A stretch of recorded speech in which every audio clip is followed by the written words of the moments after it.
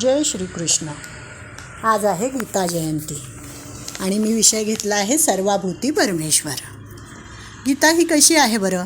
मोक्ष देणारी आहे, कल्याण करणारी आहे. म्हणून आजच्या तिथीला मोक्षदा एकादशीही म्हटले जाते. माऊली तर म्हणतात की गीता ही प्रत्यक्ष भगवंताची वाङ्मयीन मूर्तीच आहे. संसारात दमलेल्या भागलेल्या जीवांना विश्रांतीची सावली देणारी अशी ही गीता माऊली आहे. या गीतेमध्ये अनेक सुंदर सुंदर विषय आलेले आहेत. कर्मयोग आहे, भक्तियोग आहे, ज्ञानयोग आहे. हे शब्द जरी वेगवेगळे वाटत असले तरी या सर्वांचा अर्थ एकच आहे आणि तो म्हणजे सर्वाभूती परमेश्वर पाहणे. वासुदेव सर्वमिती समम सर्वेषु भूतेषु समत्वम योग उच्यते. म्हणजे सर्व ठिकाणी एकच एक परमेश्वर भरलेला आहे, त्याला पाहायला शिका असे आपल्याला गीता शिकवते.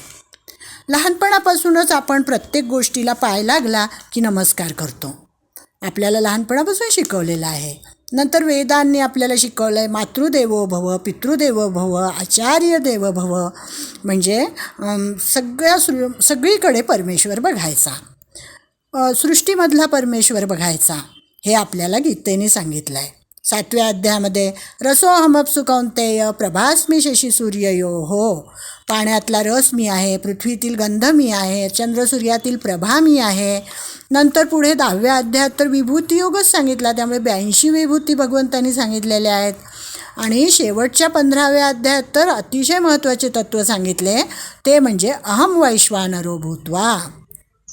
की सृष्टीमधला परमेश्वर बघितला तर अरे मी तुझ्यामध्येच वैश्वानर अग्नी म्हणून राहतो आहे. सर्वस्य चाहम हृदय सन्निविष्टो, मी तुझ्या हृदयातच राहत आहे. सृष्टीमध्ये चराचरात तर मी आहेच, परंतु मी तुझ्या हृदयातसुद्धा आहे. हे तत्त्व आपल्या संतांनी ओळखले होते आणि म्हणूनच तर एकनाथ महाराजांनी गाढवाला पाणी पाजले, कारण सर्वाभूती परमेश्वर त्यांना दिसत होता. नामदेव महाराज कुत्र्याच्या पाठीमागे तुपाची वाटी घेऊन धावले. म्हणजे हे सगळं सर्वाभूती परमेश्वर त्यांना माहिती होता असं संतांचं वागणं होतं.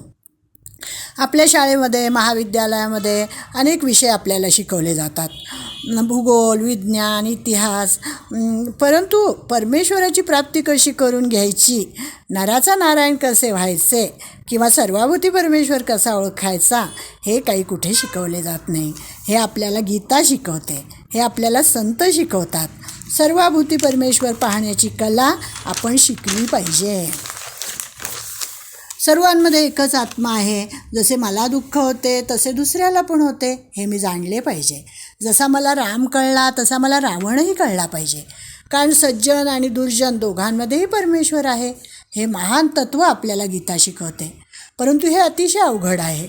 म्हणूनच गीता म्हणते मनुष्याणाम सहस्रेषु कश्चिद् यतति सिद्धये. हजारो मनुष्यांमध्ये एखादाच माझ्या प्राप्तीसाठी प्रयत्न करतो आणि त्यातून एखादाच माझ्यापर्यंत पोहोचतो. यालाच म्हणतात भक्तियोग.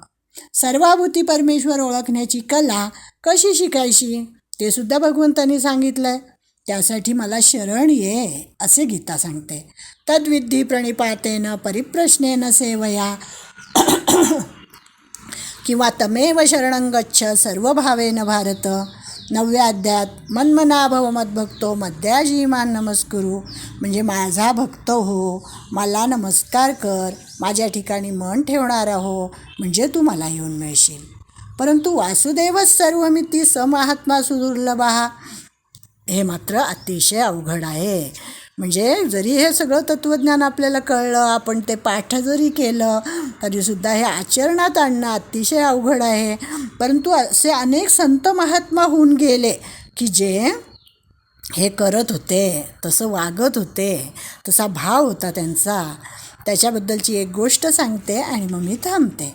एक संत महात्मा होते. ते एका शेतामध्ये लघुशंका करण्यासाठी गेले. शेताच्या मालकाला असे वाटले की हा टरबूज चोरणारा चोरच आहे की काय. त्याने त्याच्या डोक्यामध्ये काठी मारली आणि जेव्हा त्याला कळले की अरे हे तर महात्मा आहेत, तेव्हा त्याने माफी मागितली. त्याला पश्चाताप झाला. तो म्हणाला, त्यांनी माफी मागितल्यावर ते म्हणाले, अरे कशाला माफी मागतोस, तू तर चोराला मारले, तू मला थोडेच मारले. तो रडू लागला, कारण त्यांना जखम झाली होती. त्याने त्यांना दवाखान्यात नेले, मलमपट्टी केली. मग एक माणूस त्यांच्यासाठी दूध घेऊन आला. ते हसले आणि म्हणाले, काय रे, आधी काठीने मारतोस आणि मग दूध घेऊन येतोस, मी तुला पक्के ओळखले आहे. तो घाबरला. तो म्हणाला, मी नाही तुम्हाला मारले. ते म्हणाले, तूच होतास, मी चांगले ओळखतो तुला. तू मोठा चलाख आणि हुशार आहेस. तुझी चित्रविचित्र रूपे आहेत. तू वेगवेगळ्या लीला करतोस.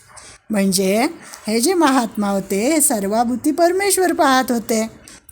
आणि असा महात्मा खरंच दुर्लभ असतो. वासुदेवच सर्वमिती स महात्मा सुदुर्लभा. वासुदेवच सर्वमिती या भूमिकेतून ते बोलत होते. आणि हा मात्र सर्वसामान्य भूमिकेतून बोलत होता.